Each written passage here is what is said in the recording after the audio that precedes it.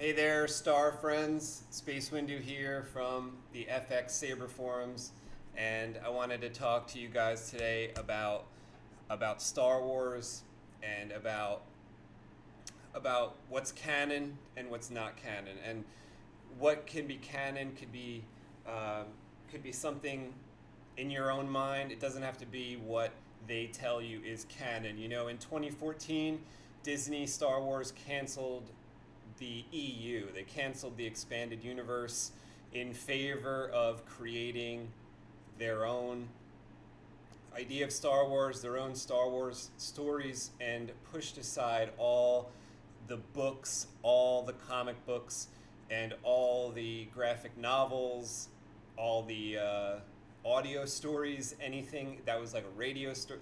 There was Star Wars radio stories that were excellent. Lots of novels, lots of comic books, and a huge, huge universe that existed aside from the movies, such as games like this.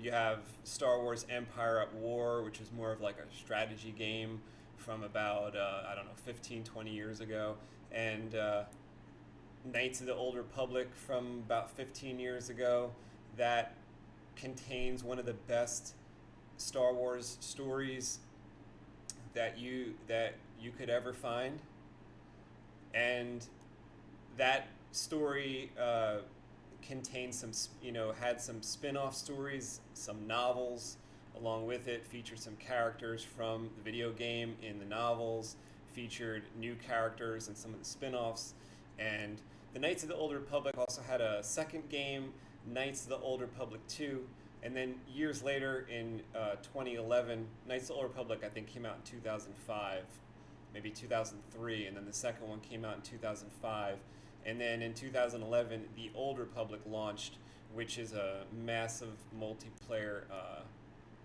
online game, MMO, kind of different from this single player story-based Knights of the Old Republic game, but it did take place around the same time frame. Now, I don't know if you guys are aware, an article came out today, interview with Kathleen Kennedy, the head of Lucasfilm, and one thing in the article that she said is in regards to the old EU, or the expanded universe in a sense. So let me read that to you. It's quite a strange thing to say. I'll tell you. It says, every one of these movies is a particularly hard nut to crack, says Kathleen Kennedy. There's no source material. We don't have comic books. We don't have 800-page novels. We don't have anything other than passionate storytellers who get together and talk about what the next iteration might be. We go through a really normal development process that everybody else does. You start by talking to filmmakers who you think exhibit the sensibilities that you're looking for. And I would argue that the list is very small. People who really do have the sensibilities about these kinds of movies. And then the experience and the ability to handle how enormous of a job these movies are. Now, she says at the very beginning of that quote, we don't have 800-page novels, we don't have comic books. Well, what do you think these are? What do you think these are? What do you think these are? Comic books? Graphic novels? So it's a complete crazy thing to say that there's no source material that they could have gone to. One of the very first things that was produced after the original trilogy, so you had 1977 Star Wars A New Hope, 1980 Empire Strikes Back, 1983 Return of the Jedi. Nobody ever knew if we were going to get anything else after Return of the Jedi. It kind of went flat. Everything kind of went dead as far as Star Wars goes. There was a couple things that happened. There was some radio shows that took place. There was a couple things that were going on in the sort of fan fiction. You could get the novels for the original trilogy, and there was some extra stuff in there. You could read that and kind of glean a little bit of extra information. There was some comic books that came out. Marvel had a series of comic books, and then came the Timothy Zahn books. Okay, in like 1990, I think it was. This is the last book. Let me see when this one came out. Maybe this was 93. This is 1993. So I think the first one came out in 1990, which was called Heir to the Empire. This is the final book, The Last Command. There was 3 books. It told the story of Luke and Leia and Han after Return of the Jedi. So you pick the story up about 5 years after Return of the Jedi, and you have Leia, who's learning to use the Force. She's pregnant with twins. She's married to Han. All logical things that you would imagine happened after Return of the Jedi. Luke is restarted the Jedi Order a little bit. He has a couple students. He's found some Force sensitives across the galaxy, and he started to gather them. He's found some older people that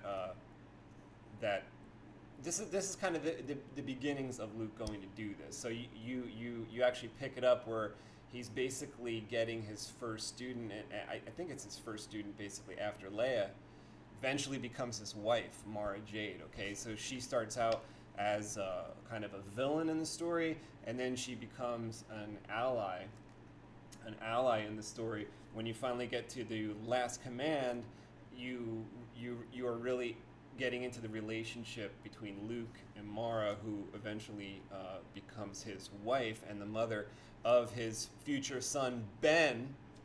Okay, that's not Han's son. Ben was Luke's son. Okay?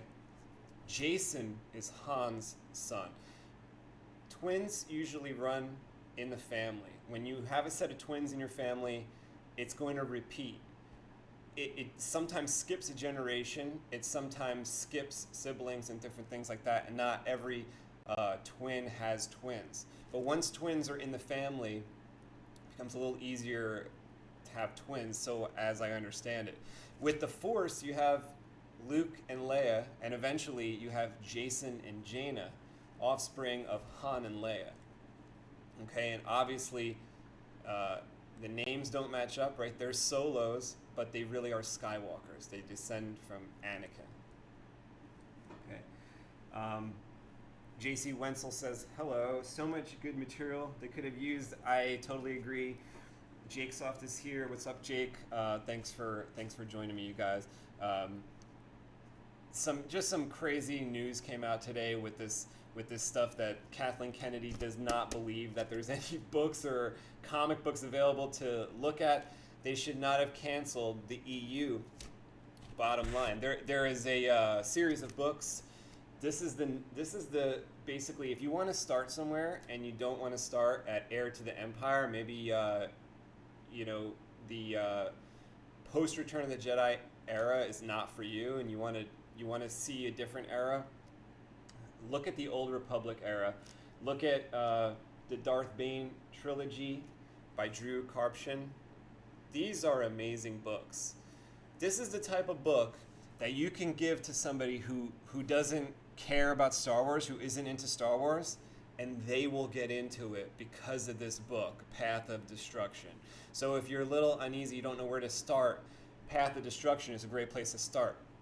One of the coolest things about the book is it's about a Sith Lord. It's about the first Sith Lord who decided about the Rule of Two. Okay, so the second book in the series is called Rule of Two. It's kind of no secret. I didn't give anything away. It's kind of known that Darth Bane, that's who's on the cover here, that's who this book is about. Darth Bane, he founded the Rule of Two. Before he came along and did that, the Sith were running wild with like 30, 50, 200, 1,000. They just had a lot of Sith. There wasn't just two. They were all Force sensitive. They gathered. They trained like Jedi in a sense, where they had the school. They had a school on Korriban, Okay, Disney came along and tried to say that Khorasan is moribund. You know, it just got crazy in 2014, 2015 when they decided to cancel the EU, call it legacy, and everything that came before 2015 was now garbage in Disney's eyes, you know. But it's really where the true gems were, okay? This book, Path of Destruction, like I said, you can give it to somebody who doesn't care that much about Star Wars. They will get into it with this book. I've given this book to friends. They've given it to friends, and their friends who didn't care about Star Wars got into Star Wars because of this book.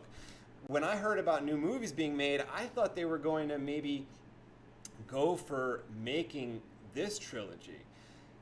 Bad guys, are all the rage these days. You have the Joker movie that came out this year. It made over $1 billion so far, and it's not done yet.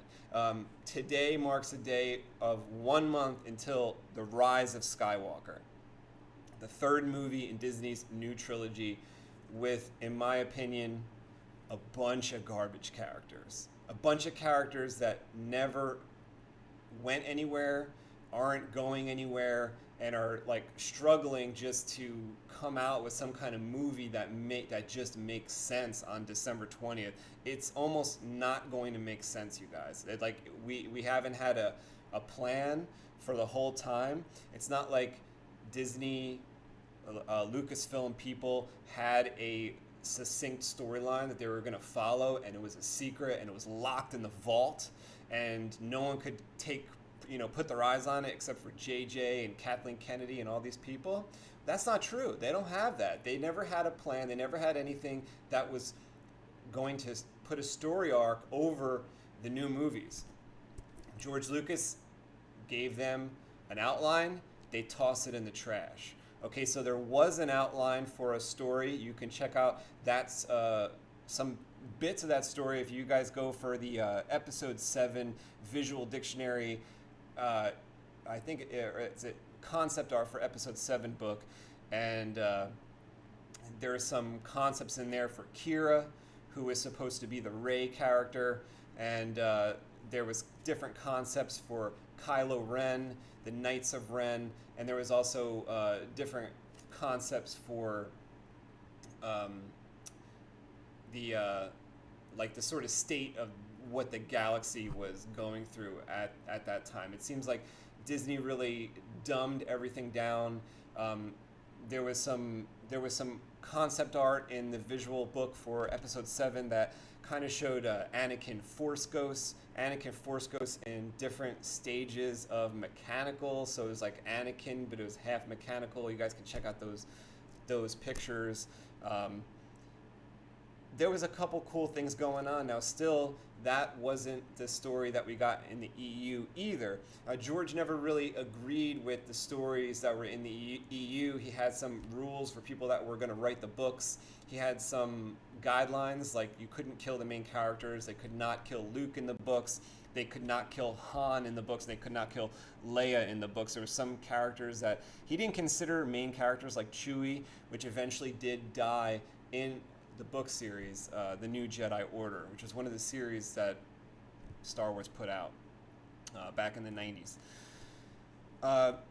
George Lucas had that outline which varied from the books, but still, at least for the books, if we had followed where the books went, we would have obtained those legacy rules of you can't kill the main characters, right? So if we had episodes 7, 8, and 9 under George's rules, we may not be killing those people so fast. My opinion is Luke's death cost Disney $2.5 billion, like in the short term, and probably more in the long term.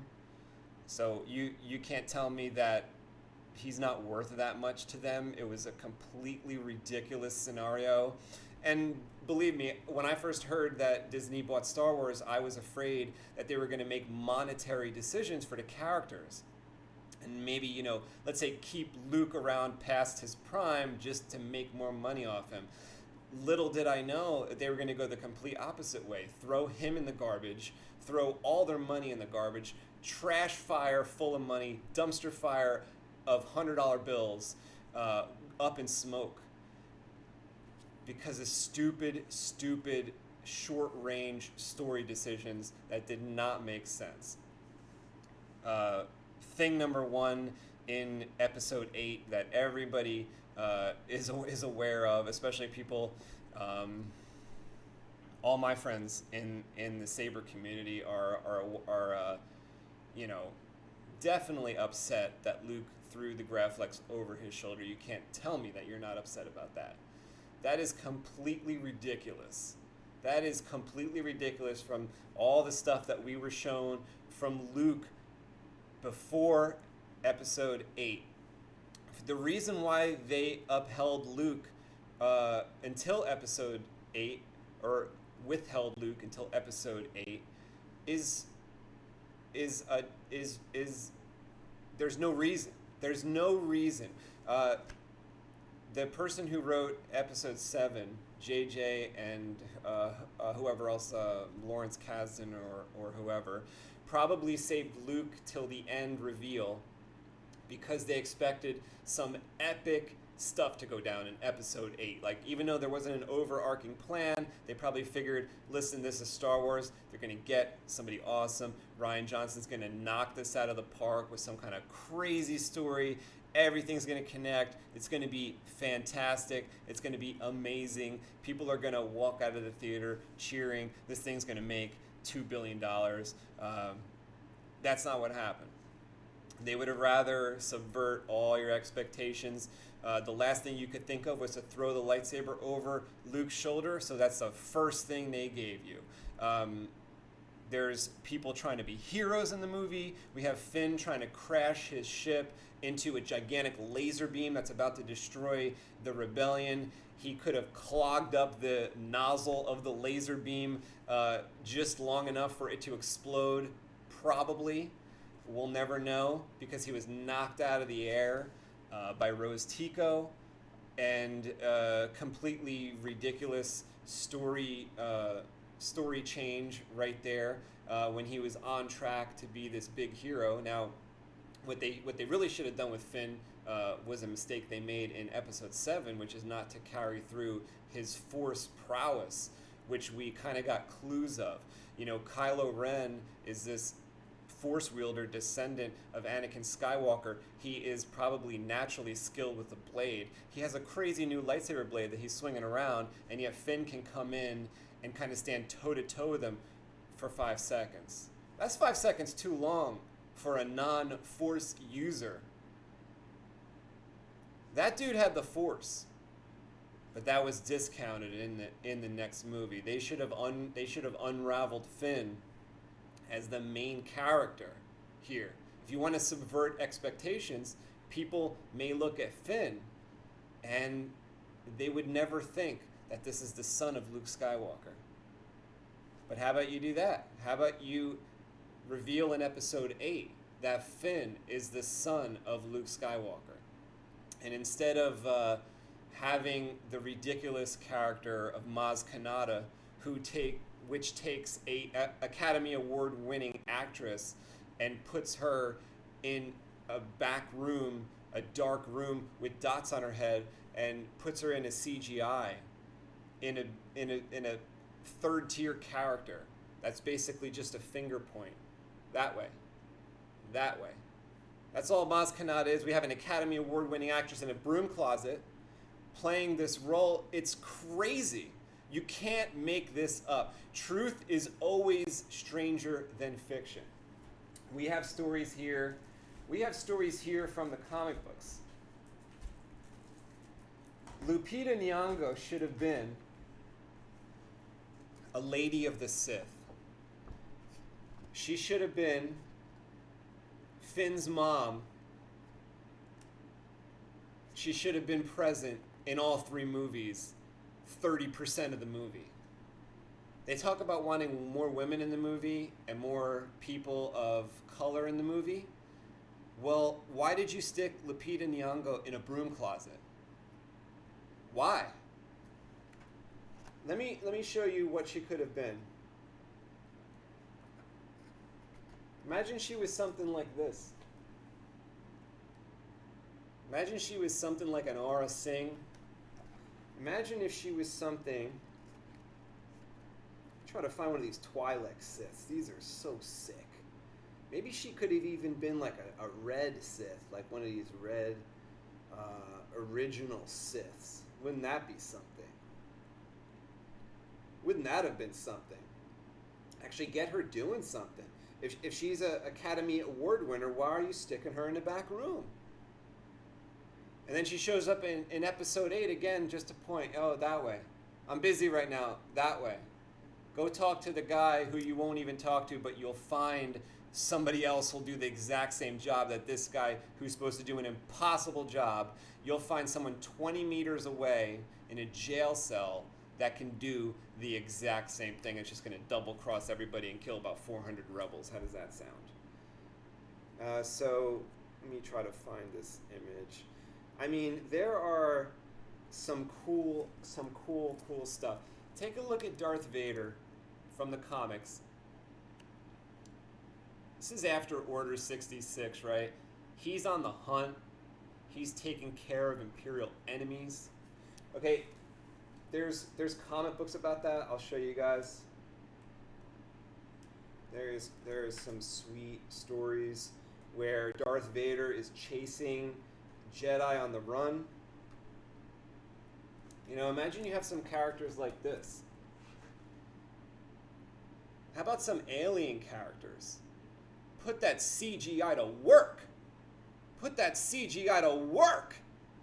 Get these alien characters in there and get these 3 and 4 letter human, these 3 or 4 letter named human people out of there. They got no personality. They're awful. The only person that had any hope was Finn. He should have been Luke's son. He should have become a Jedi. Rey dies in episode 8, surprising people, right? She's not doing anything anyway. She's already at 100%. She didn't need any help. Luke did not want to help her. When she showed up, he was a bum. For whatever reason that happened in the intervening years between the movies that we saw, not explained. You can't do that. You can't take the most genuine, upstanding hero and turn them completely the other direction without any explanation. And then the character's killed, further denying any explanation of how they changed 180 degrees the other direction. Because there is no answer, you guys. There is no answer. This is just cuckoo stuff going on in the director's head. They decided this is going to be put on screen, and no one stopped them. Using the full might of the CGI Industrial Light and Magic powerhouse to put us through a visual treat of flying garbage. Huge trash fire. Luke up in smoke. Let me show you some other stuff. So, recently we got the Mandalorian TV show. Pretty awesome. Pretty awesome. We're only 2 episodes in, but it finally feels like Star Wars. We're finally in a dirty environment with characters we can start to understand their motivations, and they're not so powerful that nothing can stop them, right? Like this guy, or the Mandalorian, actually, this is Boba Fett, but in the Mandalorian show, he's out of breath half the time. He's having a rough day. It's not easy for the Mandalorian. It wasn't easy for Boba Fett. Wasn't easy for Boba Fett. You know, when they blew up Princess Leia's home planet of Alderaan,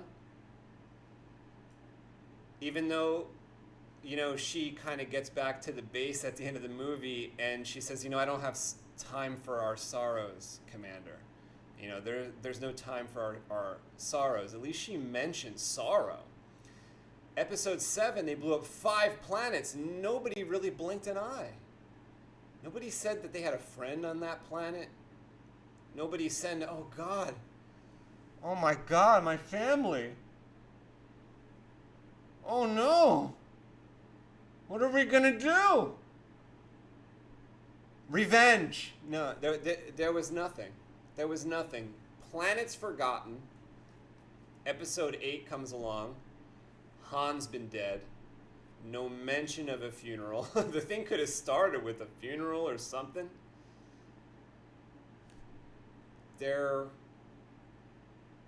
It's so hollow, you guys. It's so bad. Which is why I'm saying tonight, this is not canon.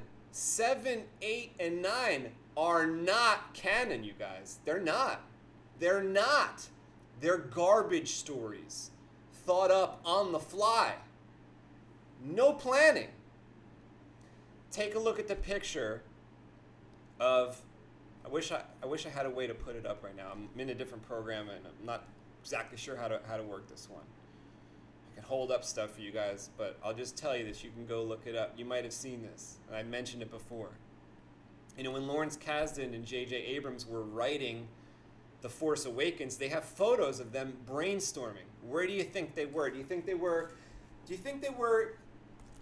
in front of a big, gigantic ping pong table with all this stuff around, saying, like, this stuff has ideas.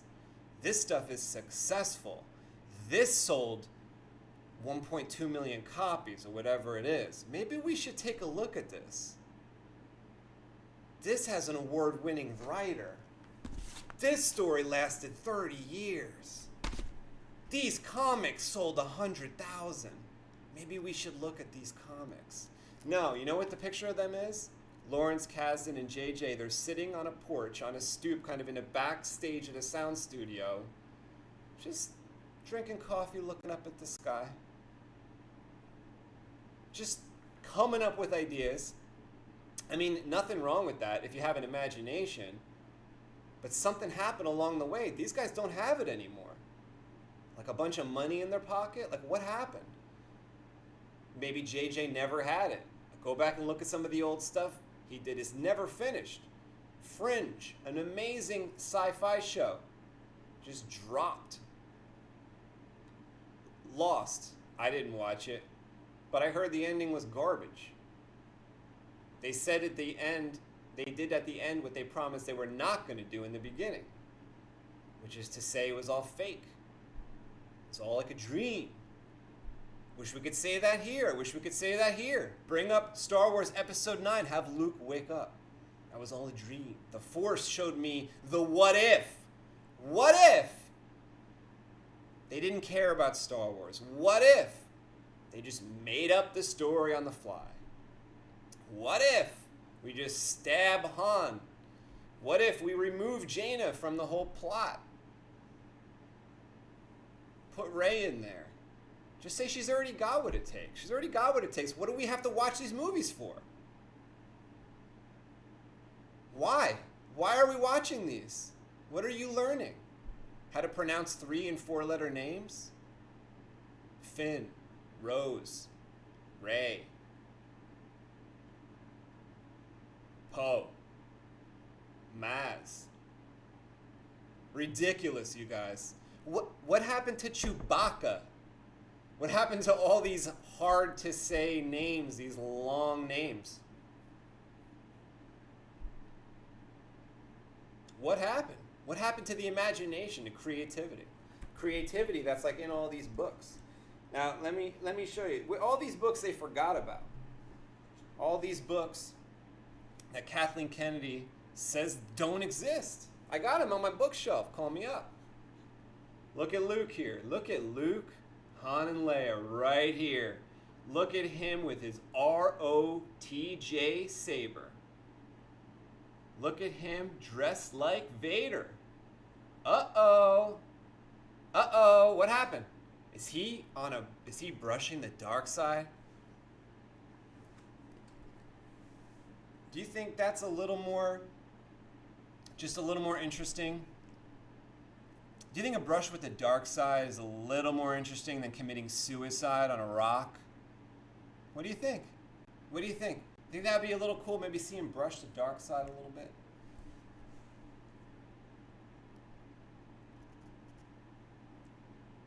Maybe see some flashbacks. They got CGI. They got Sebastian Stan. who looks just like Luke, employed by Disney, right? Flashback.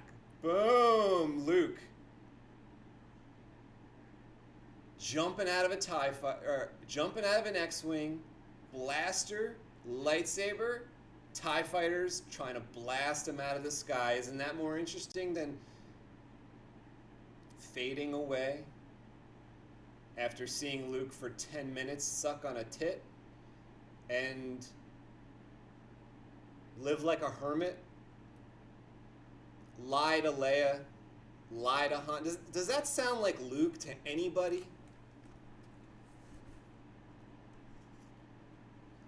Does that sound like Luke to anybody? Look at this group. This is the group we should have seen, right? Look at this group. You do got Lando in there. You got Leia. You got Luke up there as a Jedi. And he's with them. And they're friends. They're friends like we last left them. Remember when we left them in Return of the Jedi? Remember how they were friends? Remember how Luke said that, or Leia said that Luke is her brother and that she is in love with Han? Kind of gave you the idea that they might go get married. But no, we picked them up in episode 7 and they're split up and Han's dressed in the same outfit that he was in A New Hope 50 years before and he's doing the same job? Come on, you guys. Who does the same job for 50 years?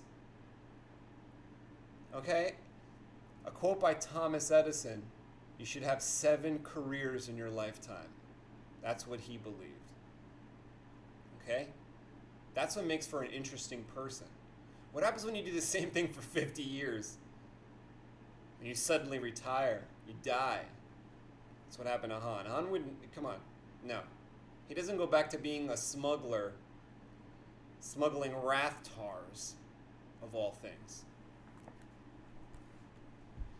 Did anybody notice that Rathtars looked a little bit like BB-8? Did he have a hard-on for drawing circles that roll? In the same movie, we have a robot that's a circle and it rolls. And they say, hey, look, here's a new alien. Well, thank God there's an alien, right? Oh, we have an alien. And it's round and it rolls? Think. Imagination, creativity. Got to come up with something else. That's the same movie. Look at these people. You got Leia here. You got some chick. That might be Callista, or some chick that's about to double cross her. She's a diplomat. Leia's a diplomat, okay? Plus she knows how to use the Force. You know how many times she saved them in the books? When she steps up with her lightsaber, ignites her lightsaber, dude, Mandalorians start running. Dude, people take her by surprise. She jumps up at the dinner table. She takes out an entire restaurant. Okay? That's Leia in the books, getting trained by Luke, because Luke promises Yoda that he's going to train Leia, and he holds up his promise. I didn't hear him promise anyone that he was going to go drink milk direct from the tit at 55 or 60 years old.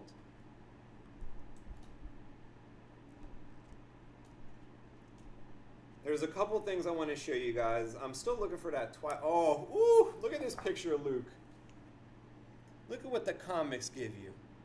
A little bit of a dark Luke, right?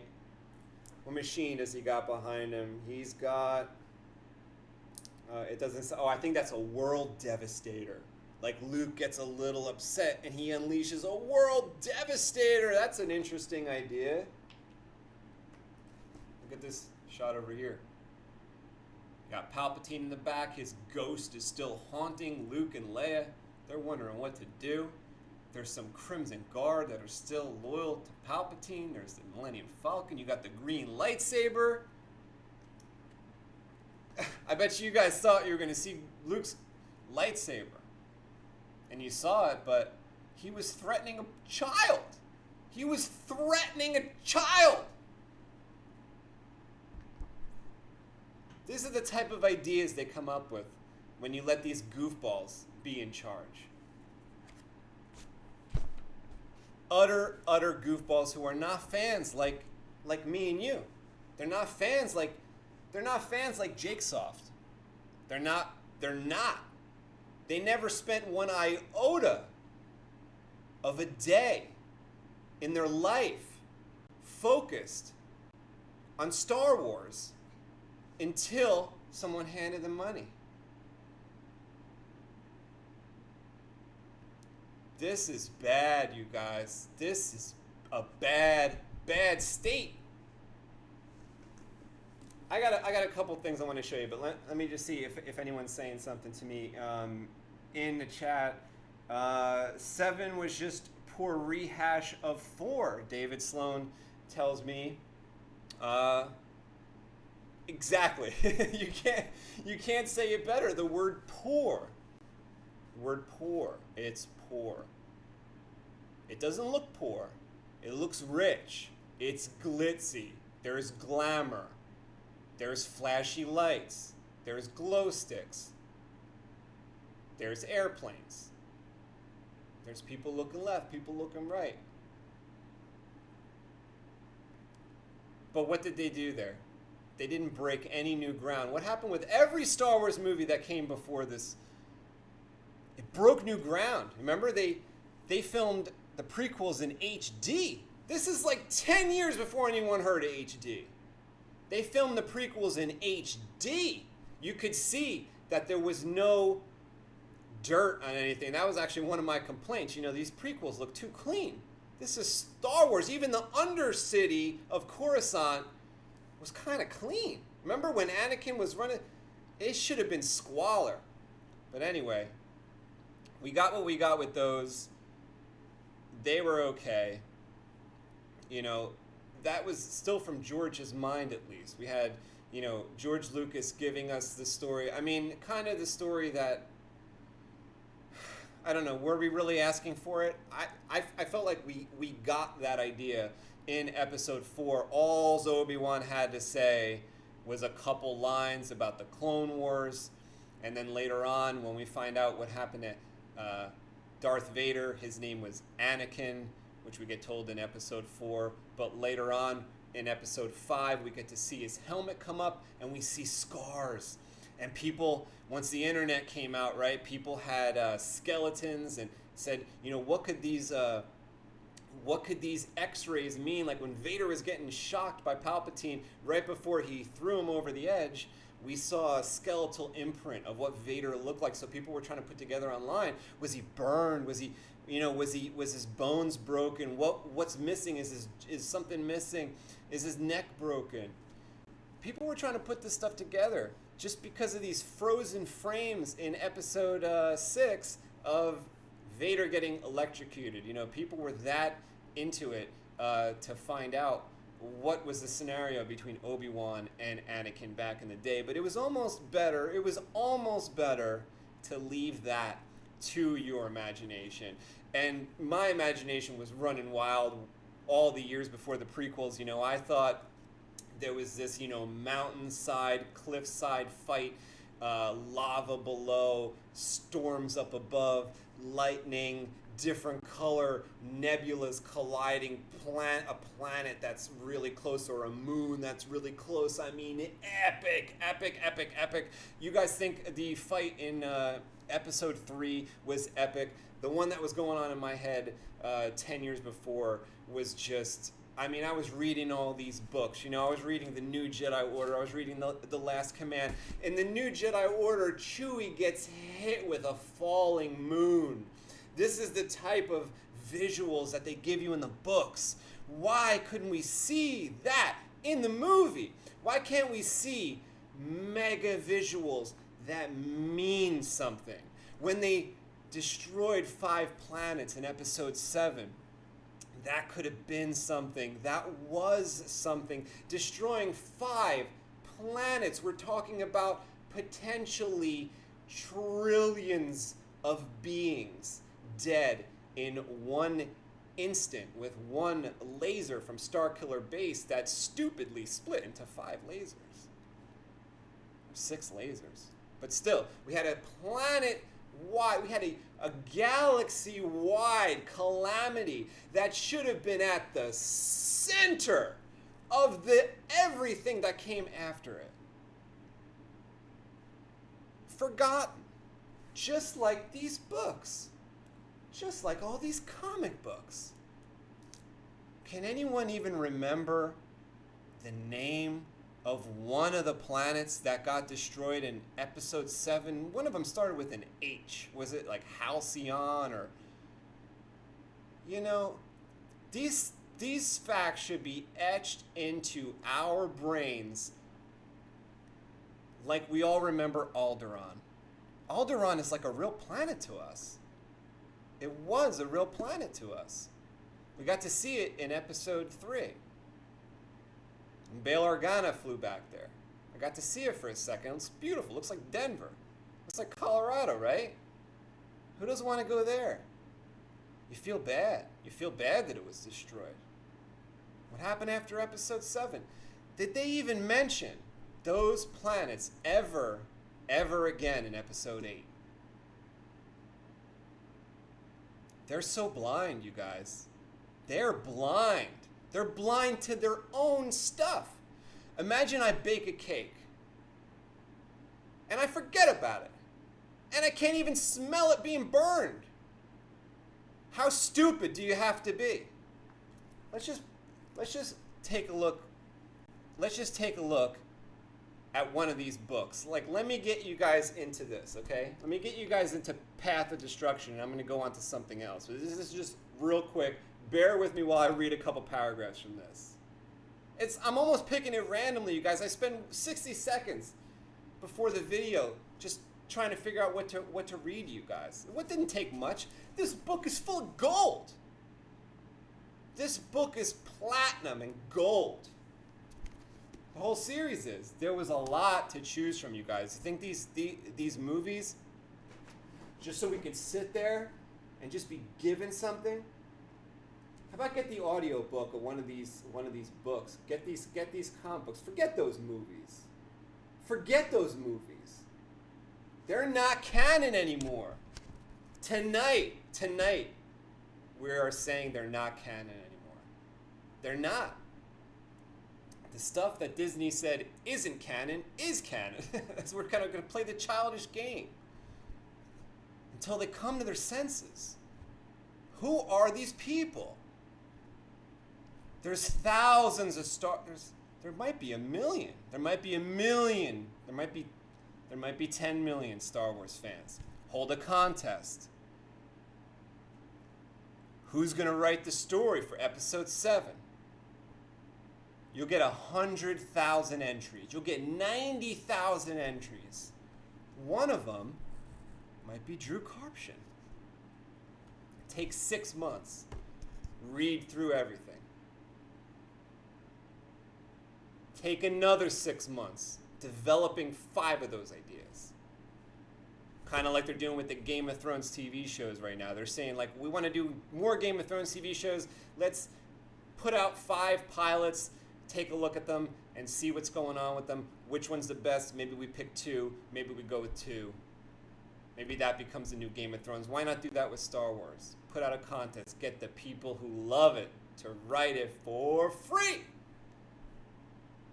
Give them a $100,000 prize at the end, or let them come on set, or whatever. Even if you let them be the director, we would come out with something 100 times better than what we got. I'm not talking visually. I'm not talking visually. I'm not talking sound design. I'm not talking any of that stuff. I'm just talking about the people right at the top. All the artists and stuff, fantastic. I'm friends with some of them. They're unbelievable people. They're great at their job. I'm not talking about them. When that ship in episode 8, that Admiral Holdo flew through all the other ships, wasn't that a visual feast? Very entertaining. Very entertaining. It was a feat for the eyes, a feast for the eyes. Okay, but it doesn't matter, you guys. That was garbage. That doesn't happen. If that can happen, And don't tell me, oh, they just thought of it then. No. No. This is a galaxy with alien beings all talking to each other, different languages, different ideas, different planetary systems, different places that they were from. Somebody would have thought of this already. To fly through something in hyperspace and to destroy it, commit suicide. What, they never heard of a suicide bomber? We heard of it, and we're only on one planet. We've only heard of one planet stuff. There isn't such a thing. Visual feast, yes. Is it possible in this universe? No. Let me read you something from this Path of Destruction, okay? This is 1,000 years. This is 1,000 years before A New Hope, okay? So we're talking the Emperor, who has the rule of 2 in A New Hope, which, we never see the Emperor. But he gets mentioned in A New Hope. He's got Darth Vader right under him. He's following the rule of 2, but a lot of these books, a lot of these comic books I got scattered around here, there's some weird stuff in them. And there's a lot of cool stuff. There's a couple weird things, right? There's a couple weird things. It's like he follows the rule of 2, but he's got some other people. He's got Mara Jade as the hand of the Emperor's hand. And at some point, Mara Jade in one of these books, I think it's the second book, not Heir to the Empire, but Dark Force Rising. She finds out that she wasn't the only Emperor's hand, right? So the Emperor's working it. He's working the room. He's stealing Force users. He's kidnapping Force babies. He's bringing them up. He's training them as Emperor's hands. And you better be sure that he's looking for Vader replacement. He's looking for Darth Vader's replacement. You know he is, because he brings Luke up in episode 6, and he wants him to take Darth Vader's place. You think that was the first time he thought of that? No. 1,000 years before that, we have Darth Bane, right? So this is the first book in the Darth Bane trilogy. I suggest all you guys go out and listen to the audio book or read this book. I like reading because I'll tell you what I do. I put on my iTunes playlist where I have all Star Wars soundtracks. I got Lord of the Rings soundtracks. I mix in a bunch of goofy stuff like Indiana Jones. I got all this music in there, all these Superman, John Williams type of music. All that stuff, John Williams, the old stuff, the Planets CD. I got everything in there. And I put it on random on that playlist. Sometimes I get James Bond, I get X-Men, I get a end credits 16-minute song, which sometimes these songs that go along with what you're reading. You get in a room, nobody bothers you, you put on your stereo, not too loud, get out your book, the music's going in the background kind of low, and then the action scene kicks in. Then there's maybe a tender scene and the tender music cues. Now once in a while, you got to skip ahead because sometimes the song's not matching up, but a lot of times you'll be surprised. You'll be surprised. All right. Set this up for you. Darth Bane, his real name is Des, D-E-S. That's just his, given name. He's about 19 right here in this story. As you can see, it's the very beginning of the story practically. We're on page 70. This is a 320-page book, so I'm not going to give too much away here. If you want to go read it, I'm just going to read a little bit. Just want to show you how cool this sounds. Tell me if you think Rey sounds this cool, or Poe. Poe sails around in his X-Wing, destroying 1, 2, 3, 4. I think if you count them, there's 9 of them, TIE fighters, in a single blip. And everyone's looking the other way, like he's not a Force user. Nobody understands this world that they're doing. If you can do that in an X-Wing and kill 9 opposing ships with individual pilots performing crazy maneuvers trying to get away from you, all in 20 seconds, We're talking about a powerful Force user, okay? Like maybe over 20,000 midichlorians, you know? Probably over 40,000. And all because if you go back and read the comics, these comics came out after Episode 7, or right as Episode 7 was coming out. They've got Luke jumping around in there. You know, Luke's about 25 years old in this comic book. Poe is a child. And Luke plants a Force tree outside of Poe's, in Poe's backyard. And it's implied that the Force tree potentially imbued some Force energy into Poe. Poe's mom was an excellent pilot, and so maybe he inherited that, and he inherited imbued Force energy. But I'm here to tell you that, I mean, okay, fine. But if that's true, why did I have to go to the comic? And why aren't you not mentioning this in the movie at all? How did Poe do this? Are you just telling, oh no, look, it's cool. Shut up about why. But if you inspect episodes 4, 5, and 6, and any question that you have about it, someone that knows a lot about Star Wars, that really understands the world, can answer it for you. It's a simple answer normally. You don't have to go to a book. You don't have to go to a comic book. You don't have to go to something else. You just have to watch the movie. Apparently what Rian Johnson didn't do before making Episode 8. And I don't know if JJ did it either. I watch the movies every single weekend. Okay? It's like Chinese water torture in my house. You're gonna be Force imbued with Empire Strikes Back nonsense if you come to my house. Forget the Force tree. I'm gonna plant movies on you. And you're gonna understand them by the time you leave, right? And every time I watch them, even though I watch them, well, it's not so much watching, it's more listening, because I'm like working while I'm listening. I hear new stuff, you guys. It's deep. You think these new movies are deep? Think anybody thought about it more than you? No. Nobody did.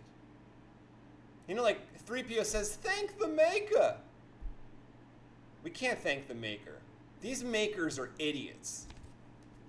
Here goes the passage. I am Lord Kopez of the Sith, he said.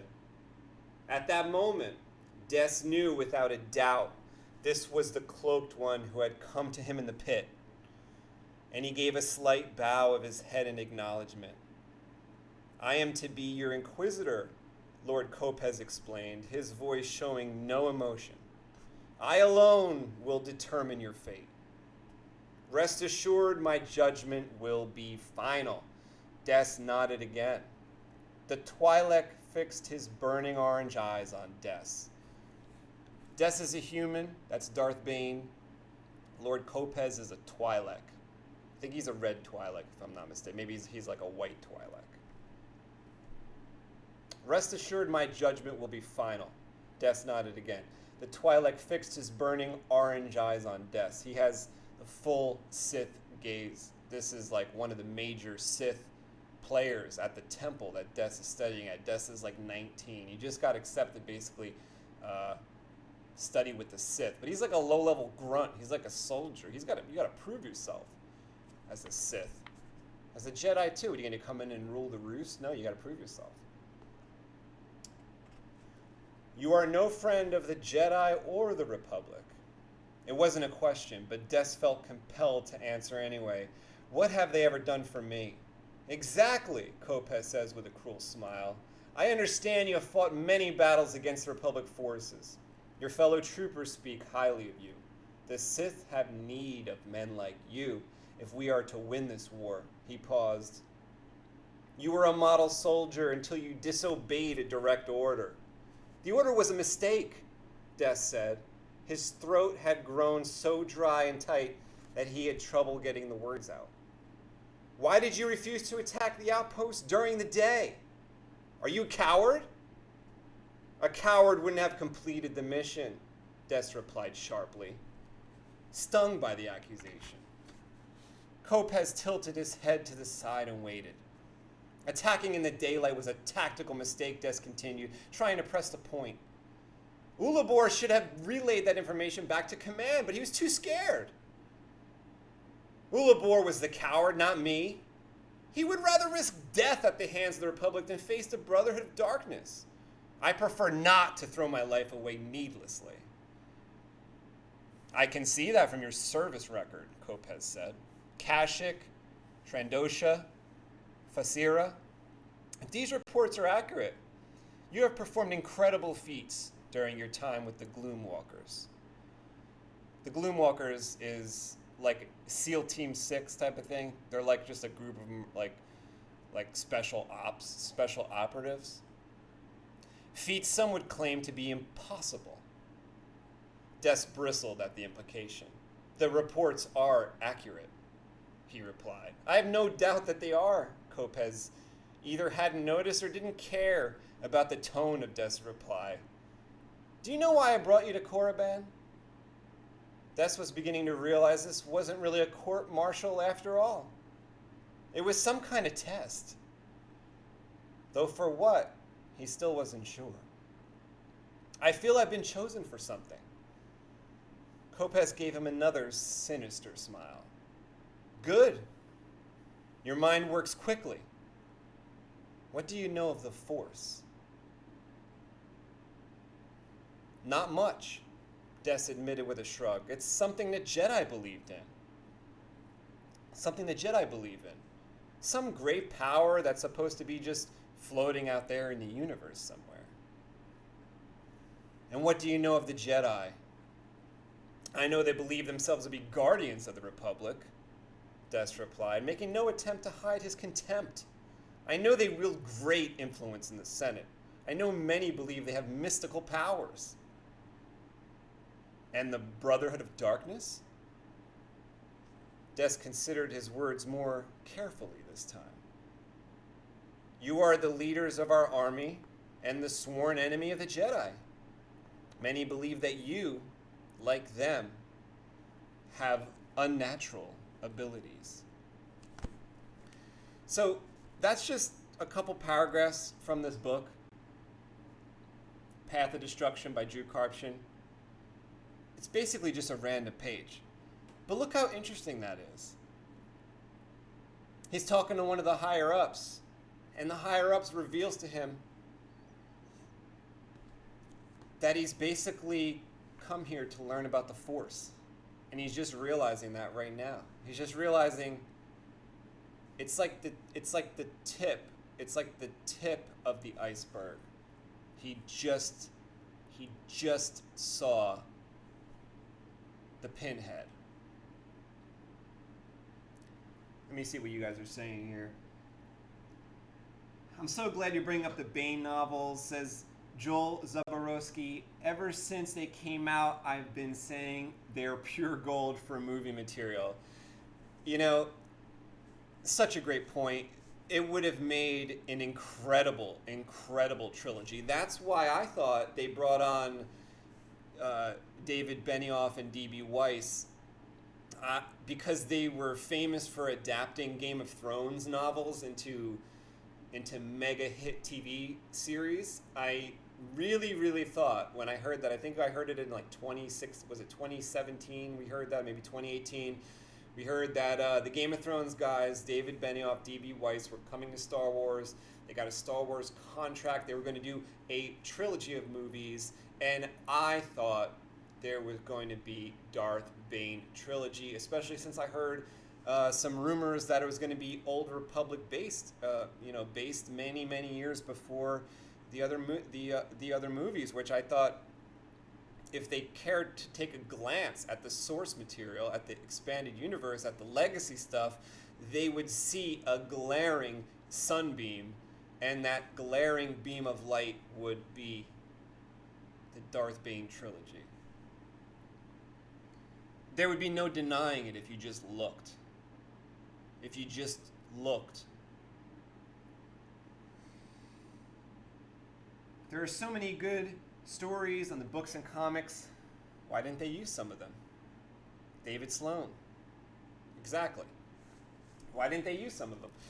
If they wanted to stay in the same era that they're in right now, the prequel era, the OT era, the sequel trilogy era, they had Ewan McGregor. He's alive. He's around. He's a Star Wars fan. And he wants to be in Star Wars. We're talking about a Ewan McGregor-based Obi-Wan TV show on Disney+, but it's starting to sound like it's going to be his time waiting for Luke to grow up on Tatooine when he is basically supposed to be living there in secret. I'm not so sure how... okay, you can insert a bunch of stuff, and please prove me wrong with this show, because if it's anything like The Mandalorian, it's going to be fantastic, and I'm sure there's a bunch of adventures that Obi-Wan could get into hiding out on Tatooine, but why would he? Why would he? When you're hiding from the law, do you want to go out and commit crimes? When you're hiding from the law, if you're hiding out, if you're just ducking people's calls, let's say you're not a criminal. Let's say you're just ducking people's calls. You don't want to pick up the phone.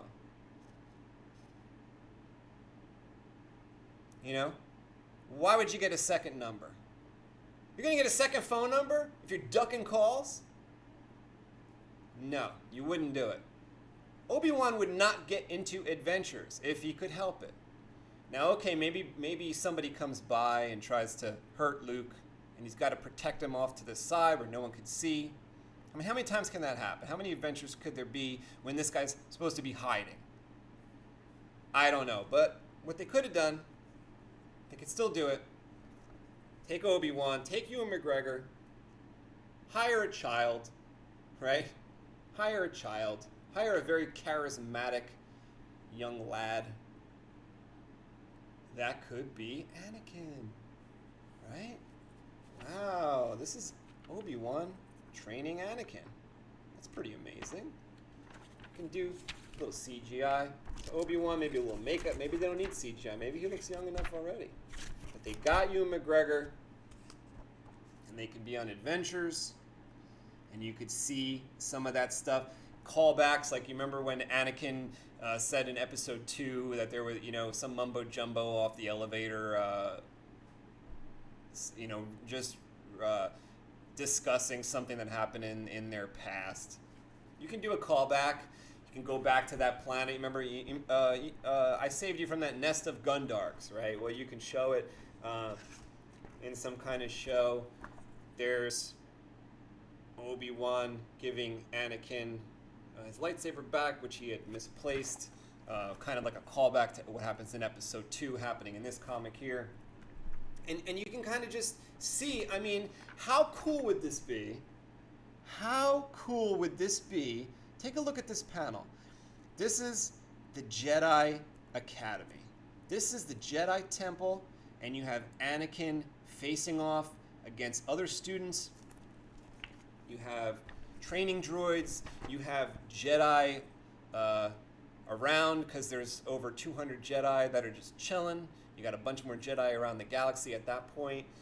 And what if, you could have a TV show with Obi-Wan overseeing this child that's the chosen one, and all the trouble that they get into on their missions, but also at the Jedi Temple.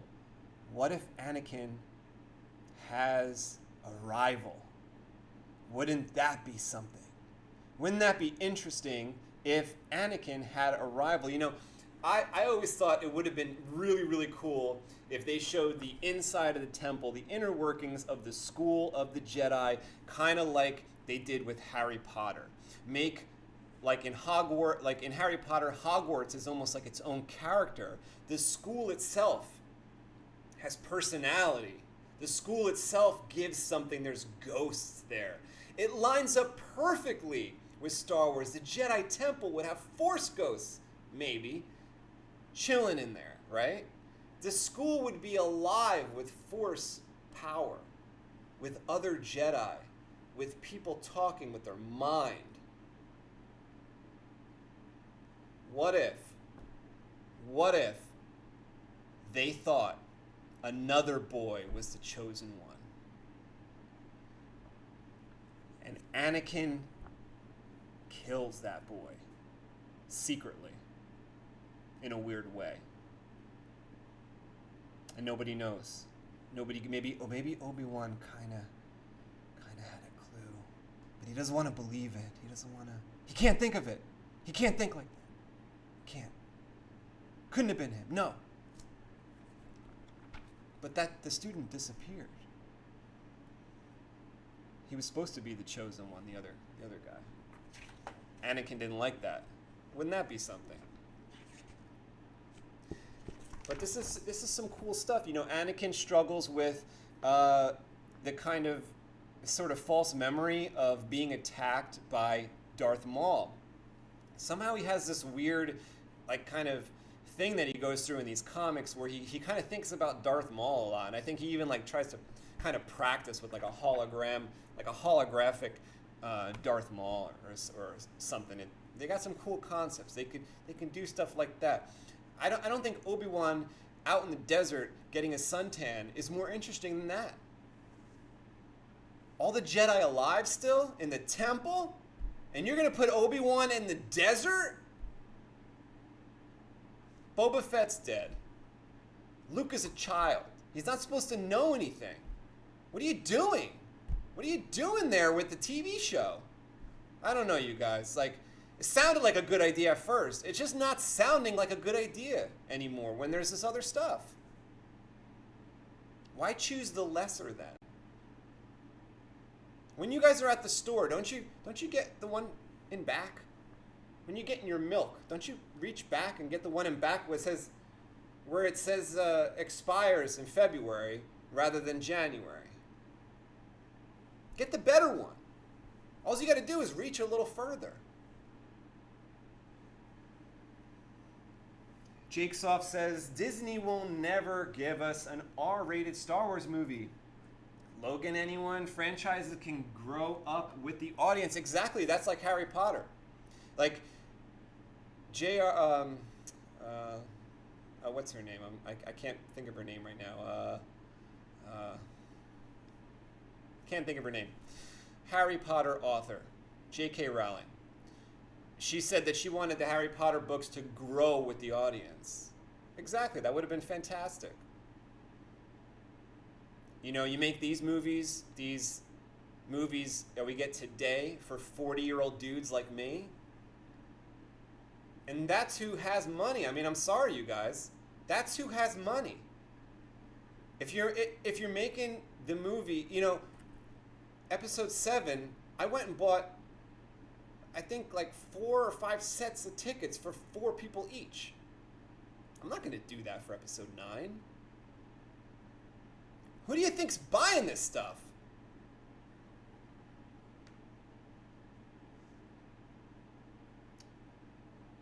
He says, heck, in the 80s, kids were hardcore. Terminator and T2 toys in the stores. I don't know if there's going to be any more Terminator toys after the latest movie we got.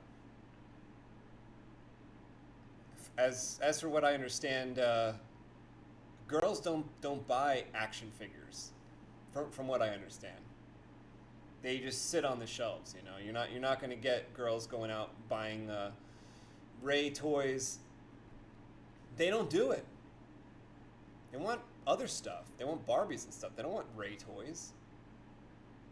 They don't want like Star Wars action figures. This stuff is still made for dudes. You know, there's a lot of girls that like this too. But who's it really for? You know, you got to have a target. You got to have a target. It's dudes. It's dudes. A lot of girls like it too. But they aren't the ones that are buying the action figures and stuff like that. Those are boys. Scientific fact.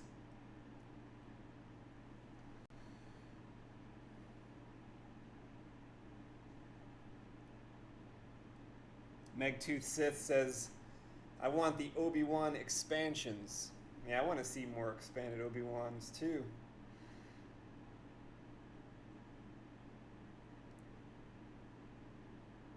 I accepted China's decision to send The Last Jedi back to Disney 4 days in the opening week. I guess China didn't like The Last Jedi. You know, maybe they wanted to see the Luke Skywalker they thought they knew, just like we thought we knew. What we actually got was a what if. A what if scenario. What if Luke was a bum? What if Luke was a jerk? What if Luke didn't want to be a Jedi? What if a girl came along that didn't need nothing from nobody? What if we kill the main character one by one until there's nobody left? What if? What if we disregard everything that came before it? What if we disregard... Got a comic book here, Heir to the Empire. So this is like a comic book version of the first Thrawn book. Now, this is where Thrawn was a real villain, you guys. Like, in the Rebel TV show, they didn't really get across the idea as much that he is such a powerhouse thinker. Thrawn is, like, far and away one of the brightest people in the galaxy. The books really, really make you understand that, make you believe it. He's a fan of artwork. He learns about his enemies through their artwork. He even goes through so much trouble to learn about Leia that he purchases with great expense artwork from the destroyed Alderaan, which, as you can imagine, anything from Alderaan is like skyrocketed in price since it blew up. And Thrawn has that stuff just to kind of study it, to kind of sip the wine of Alderaan. I think he has that too, and he's trying to just learn everything he can about Leia, because he wants to defeat Leia. He's actually just trying to get... I think she's trying to get her babies, because he wants to hand her... You know, things get a little weird in the expanded universe, but still, it's better than what we got in the new movies. That's actually one of the reasons why I was okay with them dumping the expanded universe at first, because I figured, you know, give them the benefit of the doubt. Maybe they're going to come up with something that just destroys the EU and makes it look silly. But it doesn't. It doesn't look silly anymore. It may have looked a little corny at first. It's like, oh, it's a little corny. You know, there's a clone of the Emperor. There's a couple clones of the Emperor. He's trying to get at Luke's niece and nephew. Trying to get at Jason and Jaina, trying to take their little baby bodies. To go inside their little baby bodies. So he can grow up stronger. Right? That's a good plan. What do you think his plan's going to be in episode 9? He wants Rey and Kylo to kiss. That's a good plan. That's a great plan. Maybe Rey and Kylo will love each other so much that they will join forces.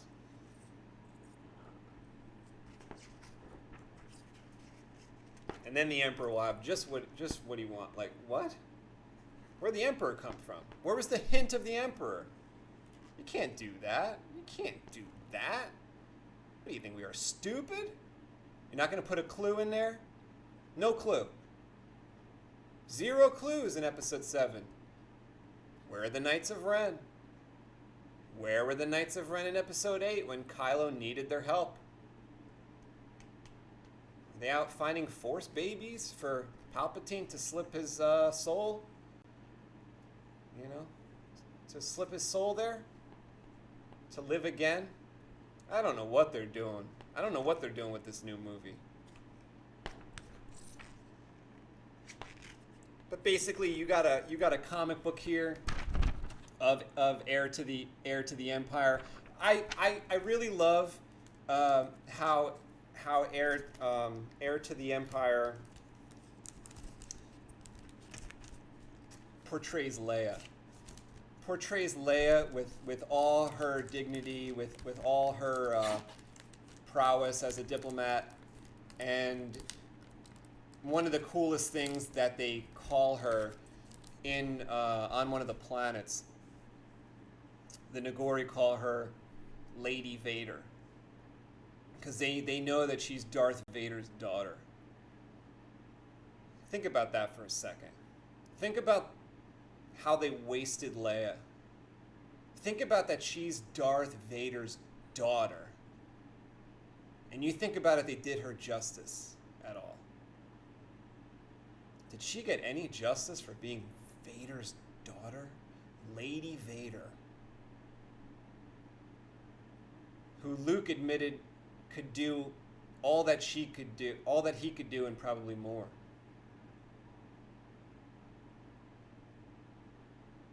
Sidelined. They just sidelined her. Completely sidelined and demagicked. Magic taken away.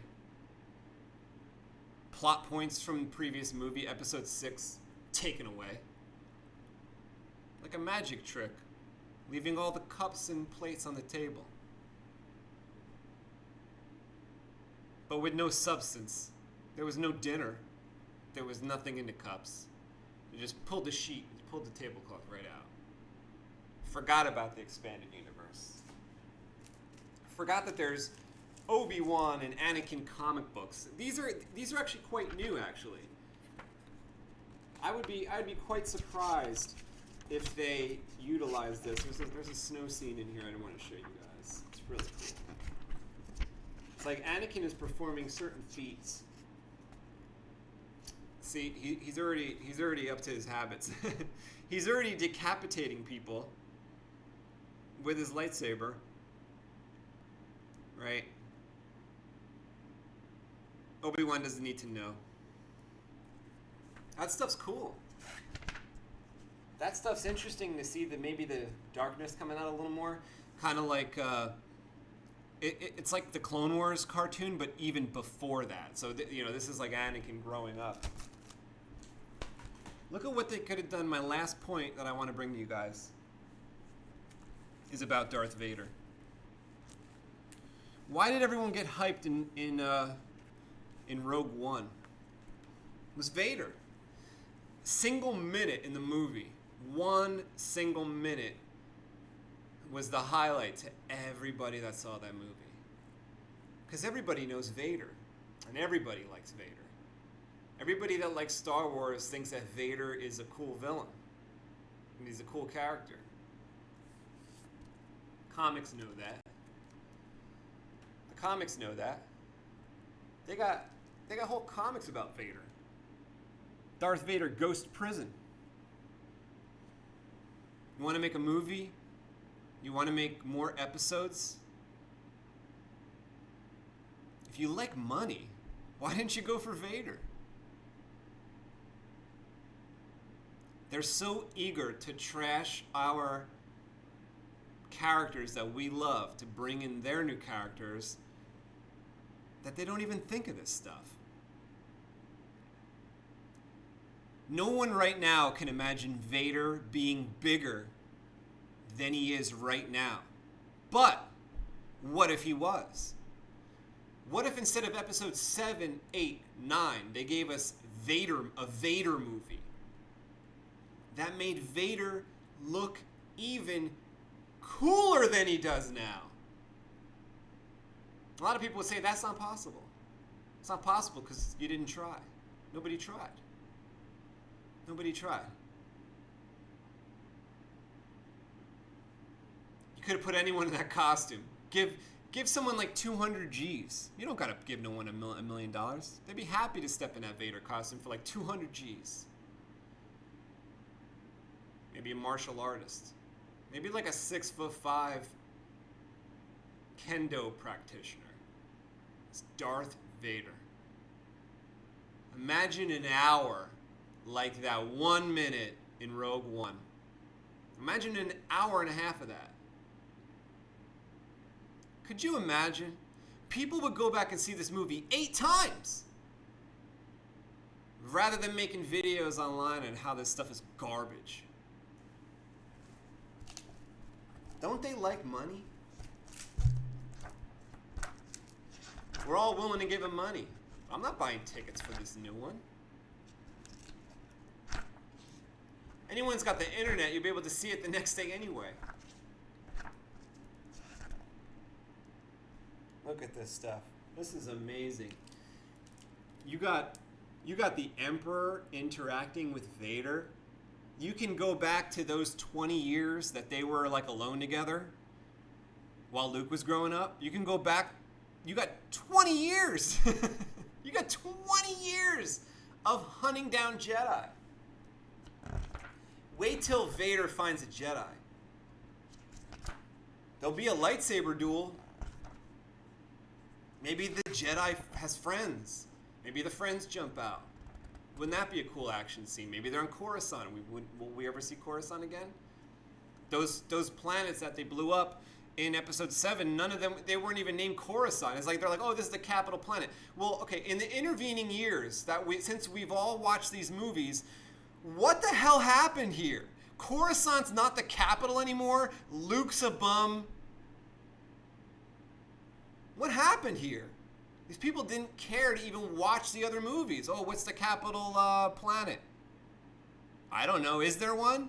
Make it up. Halcyon. Or whatever they called it. How about go watch the old movies? There's already a capital planet. And please don't blow it up and never remember that you did. That's crazy. See, imagine. Yeah, look at this stuff. You can bring back old characters. You do a movie like this, starring Vader. You can have him watching some holograms. Maybe it's SpaceWindu. Get Samuel L. Jackson back for a cameo. You got Yoda. You can have Ewan McGregor in there, like haunting his dreams. Could you imagine? Where's the creativity? They had it for a split second in Rogue One, right? They're like, we got to get Vader in here. We got to get Vader in like more of the movies then. Make a whole movie about Vader. See, Vader's got some enemies. Like there's people. This is like Game of Thrones in the Empire. Palpatine is constantly testing new people to take Vader's place. When Vader failed at the end of episode 4 and he let the Death Star get destroyed, which was like a $1 kajillion investment for the Empire, kajillion credit investment for the Empire, and Vader was the sole survivor. He was, he was shamed. He was shamed. Imagine having a movie in between, there's something, in between episode 4 and 5, where you got Vader hunting down Luke, being shamed by the Empire, losing his commander status of the executor, whatever, Superstar Destroyer. They took it away from him for a year. These comics show how he got it back. He had to battle these. He had to undermine. He had to outwit all the people Palpatine brought forward to take his place. Until we get to the point in episode 6 where he allows himself to be defeated for his son, right?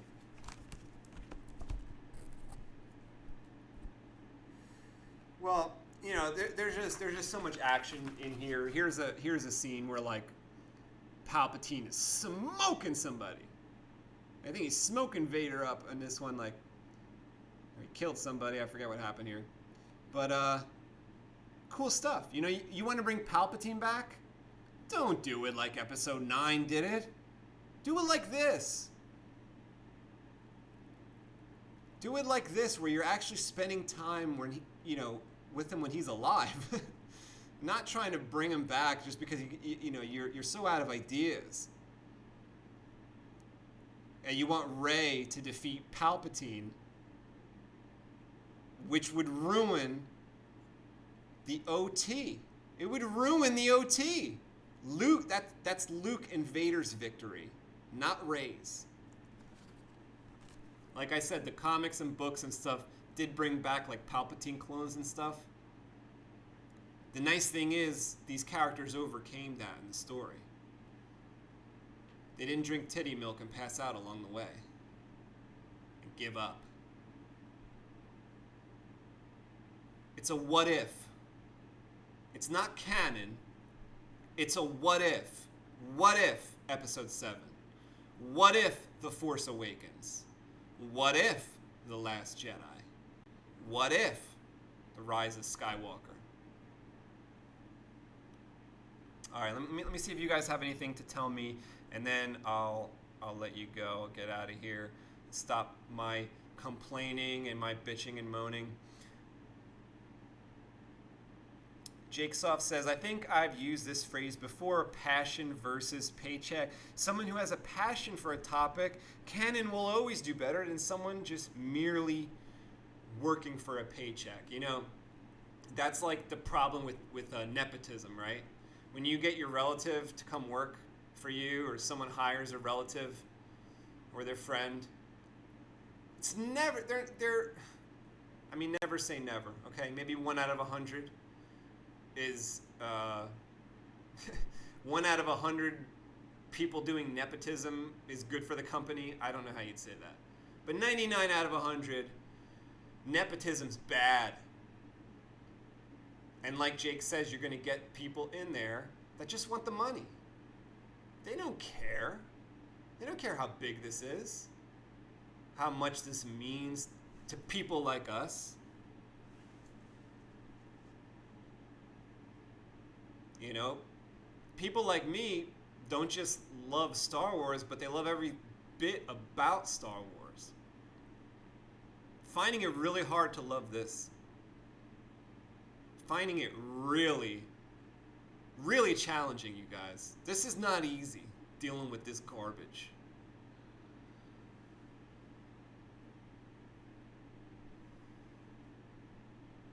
Megtooth Sis says, I've enjoyed both episodes. Very Rogue One-ish. He must be talking about The Mandalorian. Since there's 2 episodes out so far, third one will come out on Friday.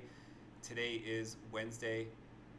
So in a couple days, we'll have the 3rd episode, which I hear is really good.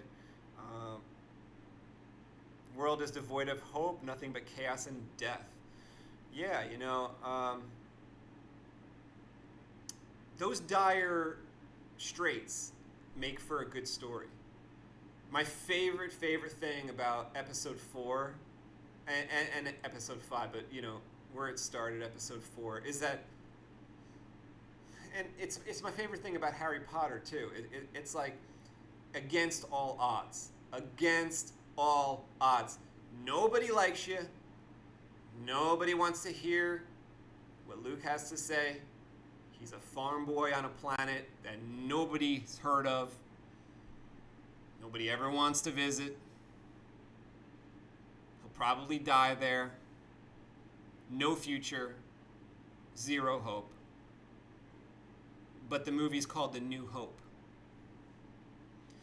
And one of the most interesting things about a story, about film, about a book, is when you come in and the character is against all odds. Against all odds. And it's an uphill battle, and every corner that you turn is a challenge. And it seems insurmountable. Like Frodo taking the ring to Mount, what's it called? Mount Doom, or I don't know. To Mordor. Right? It seems impossible. When they get closer, it seems even more impossible. Like in Empire Strikes Back, when Luke faces off against Darth Vader, it seems more impossible than blowing up the Death Star at that point, because Darth Vader is like the big evil. And then we get a bomb drop that's his father, you know. So it just gets worse and worse. Then he falls down a hole. He's hanging by his legs. There's nobody around. Obi-Wan said he can't help. If you face Vader, you'll do it alone. I can't help. He was SOL. He was upside down. He was about to fall 14,026 feet to the bottom of Bespin land. But called out to Leia. Lady Vader. She could hear him. Movie ended. What? The movie ended right there. They lost. The good guys lost. Unbelievable. Could it get any worse? Could the odds get any worse? Nope. Harry Potter, everybody hates him. Everybody hates Harry Potter. Even like his friends' parents are like, what are you bringing this kid around for? They're like, everyone hates this kid. Against all odds. That's what's interesting about it. The villains slander them, right? In Star Wars, they call them rebels. Rebel scum. They're going against the government. They're going against the government. They're the odd ones out. They're what the news stories are saying. These are the evil. These are the terrorists. These are the terrorist rebels.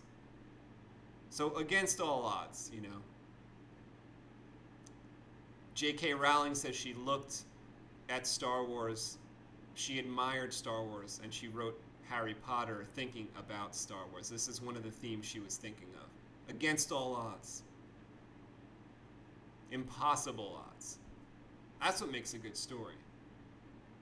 What happens when you can do everything right from the get?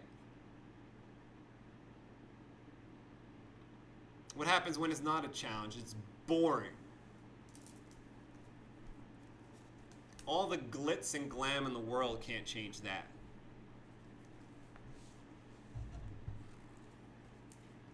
All the CGI in the world isn't going to fix story problems.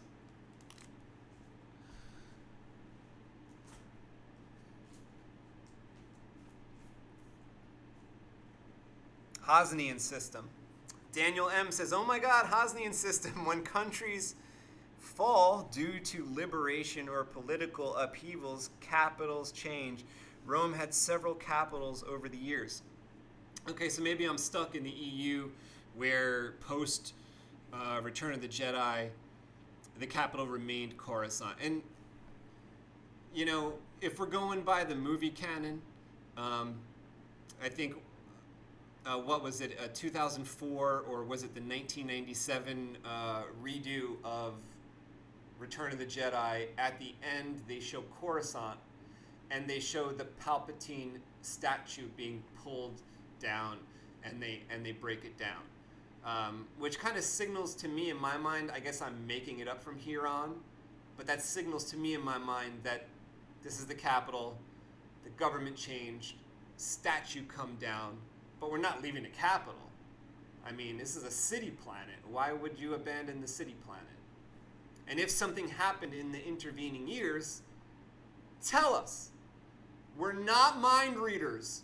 We don't have the Force like Luke. So we can't say, oh, Force projection, Luke's a bum, get it? Oh, okay, I get it. I can read minds. I know what happened in the past 40 years. Luke had so many, you know, he had so many Amazon returns and so many missed deliveries, and, you know, the Jedi Temple burned down, and, you know, so many bad things happened that he just can't take it anymore.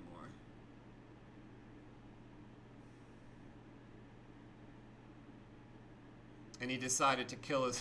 No, this is just it, you know, you can't even say this stuff out loud with a straight face. It's crazy. If you want a character like that, you have to get a different character. You can't take a character that has already 3 movies of story building and then swipe the rug out from under us. You just can't do that. That's not...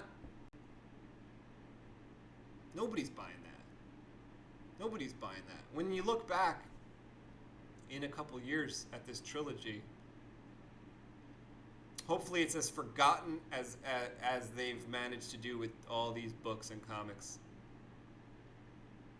Hopefully they redo it. And they just say, you know, we're going to redo episode 7, 8, and 9 with all of our CGI power and magic.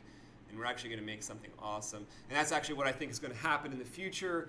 Not with Disney, but with somebody like you or me. Somebody who feels this same way as I do and is passionate about this and who has the means to change it. And I'm kind of talking about like those little snippets that you see online. Like there's an episode 4 snippet of the Obi-Wan versus Anakin fight that someone did. They filmed it to look exactly like episode 4 fight versus Obi-Wan versus Vader, but it's kind of completely redone with better stunts. And because in the episode 4 fight with Vader versus Obi-Wan, you know, it was kind of an old man. It wasn't really a stunt coordinated fight. They didn't know this movie was going to be a big movie, and they just kind of did what they did. By the way, I recently watched the Disney Plus version of A New Hope, and I think they did something to that fight scene, Vader versus Obi-Wan. You guys go and watch it. Tell me that they did something. They sped it up or something. It's not as good as like that new Redux one, but it's better. I don't know what they did. They sped it up. They did something. But anyway, then they have Vader fan films and stuff like that. My point is, eventually we're going to get to a point where instead of just making like a 2-minute clip where someone says, oh, we're going to insert this 2-minute clip and it's the new Obi-Wan versus Vader fight, or look at this cool 3-minute video that we made of Vader, or look at this cool 10-minute fan film, or look at this awesome 30-minute fan film with our own story. What's going to happen at some point, someday, some group of fans is going to remake episodes 7, 8, and 9 using new technology, new versions of CGI. It's actually going to be able to replicate actors. That's coming. And we're going to be able to play with actors in a program like Final Cut Pro or whatever these programs are. These powerful programs that are special effect movie making programs are going to actually turn into like a Maya type program with a 3D Avatar James Cameron style animation that is going to make actors of the past our puppets. When that happens, we're close. When that happens, these movies will be good. They will become good. They will remake them. We will have Han, Luke, and Leia together again for the first time in episode 7, in episode 8. Maybe somebody dies in episode 8. Maybe somebody dies in episode 9. Maybe somebody dies in episode 7. Maybe it's done well, and we are okay with it. You know, the character of Kylo Ren doesn't really seem to be going anywhere. The character of Rey doesn't seem to be going anywhere. They keep having the same lightsaber battle over and over again with no emotion tied to it at all, and no reasoning behind it at all. If you look back at the lightsaber battles in the original movies, they all had an emotional core meaning to each one, and they all had a fight standard that they were abiding by. Even if it was episode 4, Obi-Wan versus Vader, we are talking about a machine man versus his old master. We don't know if he's holding back or whatever, but granted, the new fan version is better. So hopefully, you know, someday, somehow, some way, those type of things that are good and that are actual improvements make it into the Disney Plus streaming service, or make it onto hard media, whatever. As long as they're improvements, you know. 1997, when they redid A New Hope and had Han like walking over the tail of Jabba the Hutt, that doesn't improve anything. That doesn't improve anything. It takes away from something. It takes away from our first look at Jabba the Hutt. should be in episode 6, not episode 4, where he looks goofy, stupid, and not a threat. Some of these improvements are not improvements, but improvements are welcome. All right, so as I get ready to wrap this up,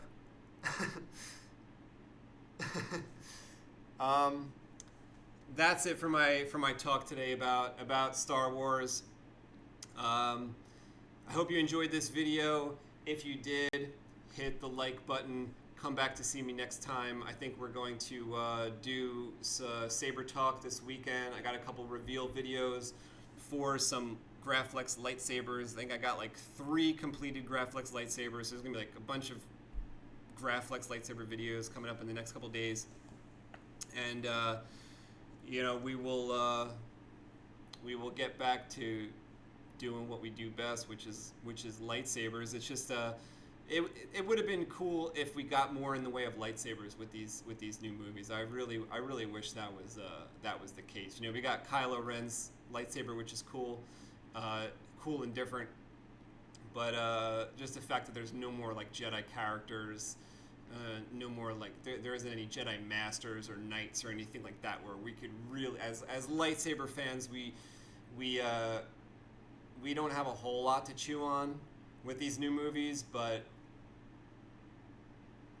hopefully there's something new in the way of lightsabers coming. If not, exciting lightsaber things are happening in the real world, and there's lots of people doing cool stuff with lightsabers. Go to FX-Sabers Forum, sign up there, get your lightsaber parts at the Custom Saber Shop, get your soundboards from Plector Labs. Lots of different soundboard options are available now, including Profi, NEC, and DIY Eno, Arduino based boards, open source boards, and stuff like that to power your lightsaber. I'll show you one of them right here. We got the new Crystal Focus 10 with the smooth swing, just like the Profi has.